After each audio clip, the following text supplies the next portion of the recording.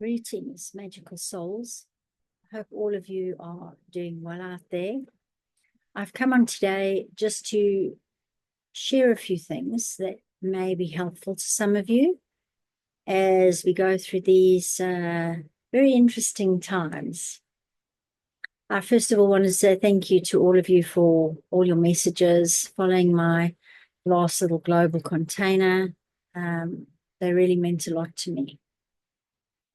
So this is part of the reason why I've decided to come on today, is just to share with you some of what I went through last week. And I am going to put a trigger warning on this because it is dark, and I might make reference to some things here that are uncomfortable. So I had a pretty rough week last week, and I didn't really realize that I was in so much darkness until I was there, and I couldn't really find a way to pull myself out of it. And it was really interesting because I don't think I've had a few dark nights of the soul in my some 30 plus years since my awakening journey began. But I don't recall ever having been in as much darkness as I was in last week. The best way I can describe it is like it was a void. It was like an abyss, and there was just darkness. And the reason it was so intense is because I couldn't even feel my team, my higher self, the dragons. It was as though I had been cut off. And there was such a feeling of despair and hopelessness that I had really pretty much decided that I was not going to remain on this mortal coil. I had everything planned, everything in place, and it was just like, I am done.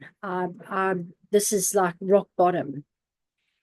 And what was so interesting for me is that, I mean, I tried all the usual things that I do, and like reaching out and trying to connect in that. And I share this because, we're all going through these dark passages, I'll call them, at different times. And I'm saying this as much to you as to me, but we are never, ever, ever disconnected. And when I came out of the other side, the message that came through was, well, I couldn't make connection with anything else, because when I'm sitting at that low, low, low level, normally the consciousness has to be raised a bit, and then our teams and that bring theirs down, and we somehow meet halfway. And of course, where I was, that was too low for me. They were still there, but I couldn't sense them. And so, of course, all this made sense afterwards. So I share that with you just so that if you are going through dark times and you feel like you have lost connection to all that is, to your spark, to yourself, know that it is there. For me, it was just another veil of illusion that was lifting, because we're never ever disconnected. Yet I really, really felt like I was. And the fear is one thing, because when you are in fear, you might be a little ramped up, you might be running on adrenaline, all those kinds of things. But when you are in despair and utter hopelessness, there is nothing. There is just, as I said, it was like a void. It was like a void of darkness. I could not even find my own light. I just had, it was like there was nothing there. And it's really, really hard to describe, but I'm sharing it in case it helps somebody else out there.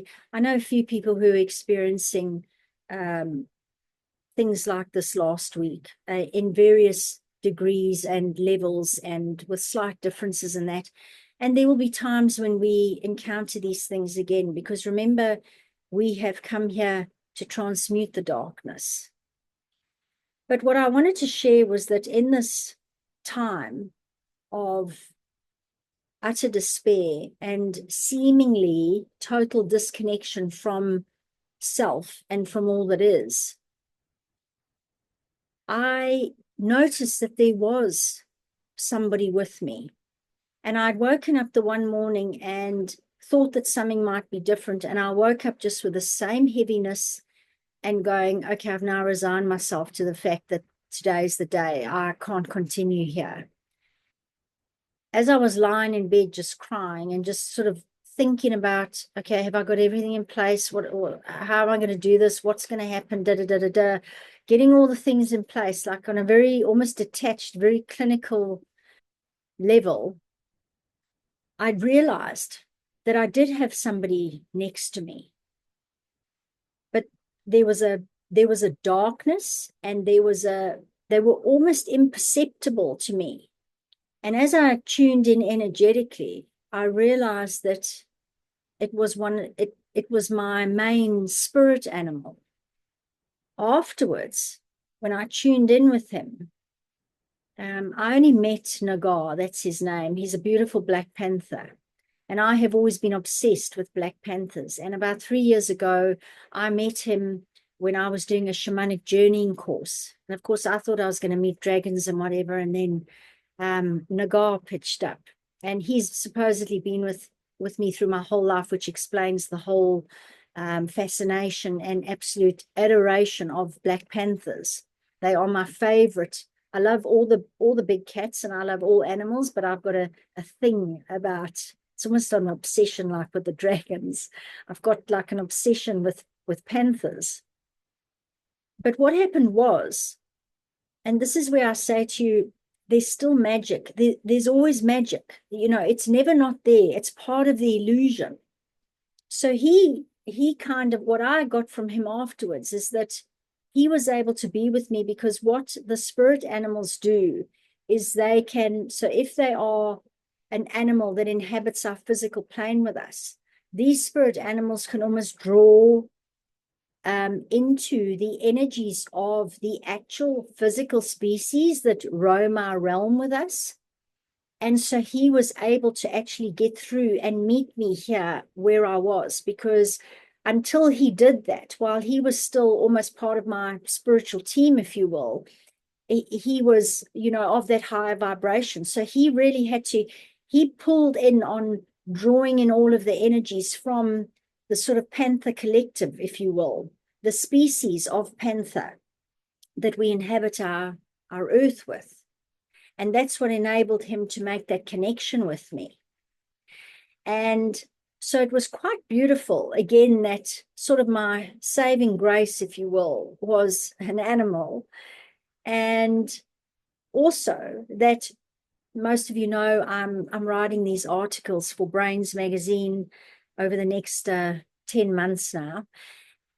And I had 3 articles on the go at once the week prior to this all happening, because I didn't really know which one I wanted to put in after my animal communication one. And I didn't know whether it should be something to do with animals or something to do with humans and animals.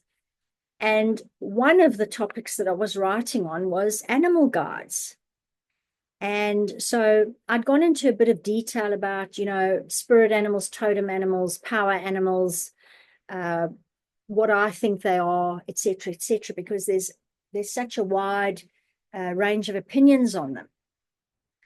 But what was so interesting is after I came out of this, I decided, okay, it has to be the animal guides. So that was the article that I submitted. And if anybody's interested in reading it, I'll put the link in the description box. But it was really quite beautiful and synchronistic that this was the thing that actually helped me to find my light, helped me to just, I still don't know exactly what happened, but on the other side of this, I was just reminded that that's why we are here. We are here to transmute the darkness. And I don't know whether some of it was external. I don't know, we like to always think of things as being a psychic attack in that, but sometimes there are things that are happening to us also to strengthen us. and to make us learn something and to maybe strengthen our energetic protocols. Or there is something to learn from all of these things, even if they are external, so-called external. But I still couldn't really work out whether it was just shadow, whether it was collective energies, whether it was something that was in, sort of being sent out intentionally to sort of bring the light down or to try and dim the light. And at the end of the day, it doesn't matter, because I'm still sitting here and I found a way out of that very dark hole. But what I was reminded of is of our power. And so no matter how dark it seems, that we are never disconnected, because it's an illusion. So when we're in the darkness, remember that it's still, although we're here to do these things, it's not really the truth of who we are, because the truth of who we are is that we are these light beings. And we're doing this very almost physical and energetic work here, but the darkness does not define us. And it was a really important message. And the other reason why I wanted to share this is because we know that this journey isn't all love and light. And I think that we knew what we were signing up for when we came here and chose to do this, but I think it's easy to forget. So just another reminder to everybody out there, and to myself included, that, there is going to be this. And what's another really important point about the darkness is that it is a catalyst to bring in more light, always. So no matter how dark it is, that somehow, somewhere, in some way, shape, or form, your light is going to be brighter on the other side of this. And the reason I say that is because something happened to me also a couple of days following me feeling better about things. And that was that I am not a psychic. I don't channel, and I don't speak light language. So I consider myself to be a pretty average human. And what came in for me was that, just like in a relationship, in my physical environment, or even a garden, if I don't give it energy and attention, it becomes overgrown, or the relationship falls away, because it requires me to put in some effort and to put in some work and to put some energy into the things that are important to me. And what dropped in is, especially because I'd felt so disconnected from my team while I was in this darkness, was that I need to spend some time. So every day I meditate and what have you, and that can be in a variety of forms, from art to walking to a guided meditation to just sitting out in nature, or whatever it might be.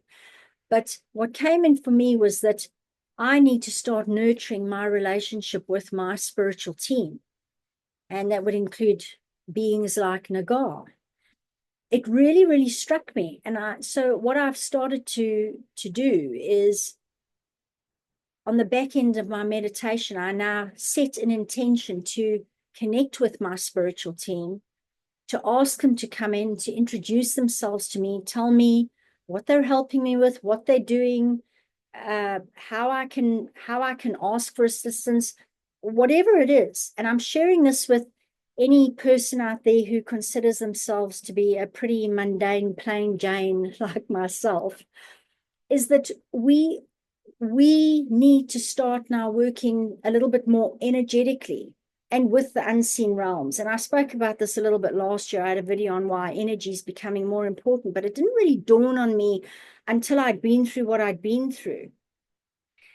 And it may have been that had I had this sort of been nurturing this relationship with my teams a little bit more intentionally, that maybe I would have maybe not felt so disconnected. Maybe I would have, maybe I wouldn't. It doesn't really matter.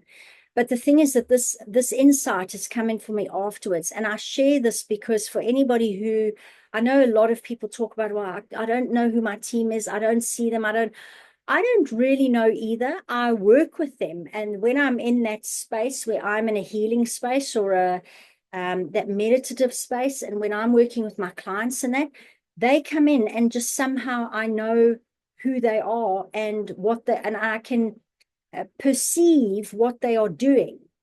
But I don't necessarily get that outside of that sort of sacred space that I'm holding. And yet I know many other people who go, oh, my guides just told me da da da da da. And I go, how do people do that? Well, this is how they do that. Because we've got to go, hey, team, I'd like to know you. Can you introduce yourselves? Can you show me who you are?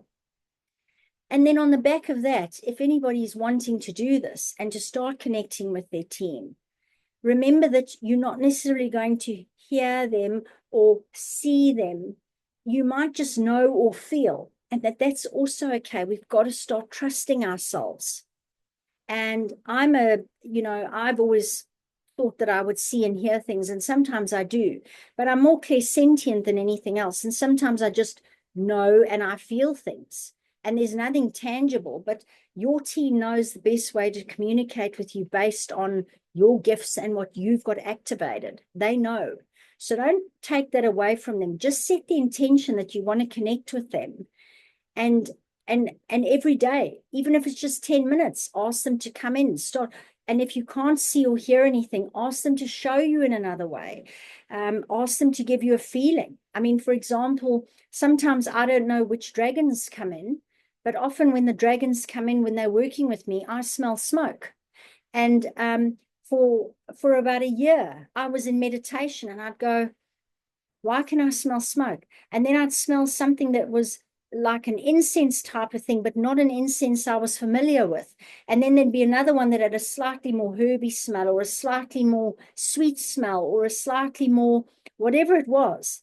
And when I tuned in the one day and I asked, the dragon said, all of these smells are us. So I can smell smoke when the dragons come into my space. So it doesn't need to be a hearing or a seeing thing. And so really that is just what I wanted to share today, because I think we're all now at the point, anybody who's following a channel like this is, probably one of the three waivers. And some of us are just, we're not psychic and we don't channel and things like that. And that's okay. It's also really important to remember that there is no catching up, because I find myself often comparing myself to other people, and remember that we're exactly where we are meant to be. We're not all meant to be, carbon copies of one another. We're here to shine our light. We're exactly where we're meant to be. There's no at the back and the front of the queue. It all just is. And it is, again, that trust and that surrendering to, as long as you're going to listen to the nudges and the signs and symbols from your team or the universe or spirit or whatever it is, as long as you are going to listen to those things, you cannot go astray. And I know, well, if you're anything like me, when you don't listen, you normally get hit over the head quite hard. But, it was fascinating for me also, because I've been working through this astrology immersion, which runs over a series of weeks, and there are various videos and topics that they speak on and that, because I've just been trying to unpack my astrology of late. And what was so fascinating for me is that the day after I got sort of this message to connect with my team with intention, like I need to spend some time with them every day. Like, why do I think, why is this relationship any different from a physical relationship? And what was so fascinating for me is that I clicked on one of these videos, because I'm now like 2 weeks behind in this immersion because of what happened last week. And this week's been a bit of a shambles energetically.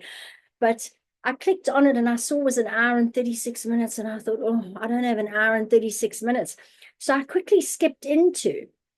And as I start to listen to this woman speaking, she says, and you've really got to set some time to connect with your spiritual teams. This is the time that we are needing to do this. This is like any relationship. Every day, make some time to connect with your team, because otherwise, how are you going to understand who they are? what they are, what they can help you with. And then when you know that they're there and what they can help you with, you can call on them anytime.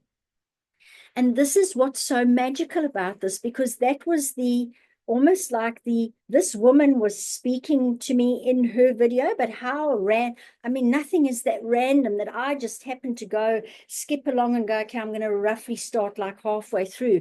And those are the words coming out of her mouth the day after I've had this epiphany. And that for me that's my team speaking through her. That's the universe speaking through her, telling me, you've got this. You need to start doing this. You're on the right path. Well done, type thing. So the signs and things are always there, but we've really got to just be aware of them. And, remember that your only job in this lifetime is to become the fully authentic version of yourself. That's all we need to do, because that's when we really shine our light. So it's really important at this time, I feel, to connect with your higher self, your team, the universe, source, however it looks and works for you, because you need to start listening to yourself, not to me, not to anybody else.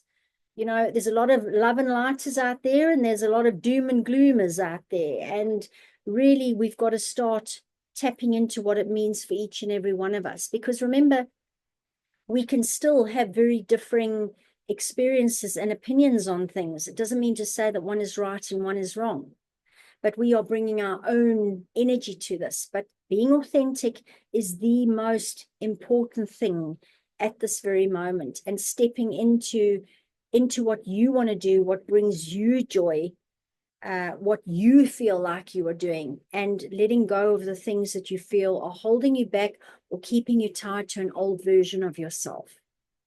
And it can be daunting and it can be scary, but, there is nothing to fear except fear itself. Everything is experience. You can't really make mistakes. It's just really, you've got to find you, because the world, we are here to shine our light. The world needs our light. That's why we're here.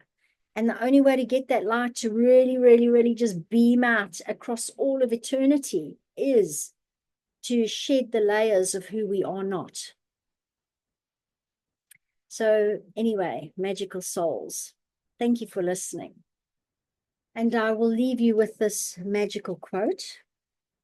It comes from a lady called Anna Pereira. Magic is inside of you, just waiting to be tossed up into the air and to rain down like stars. Wishing you all a magical weekend.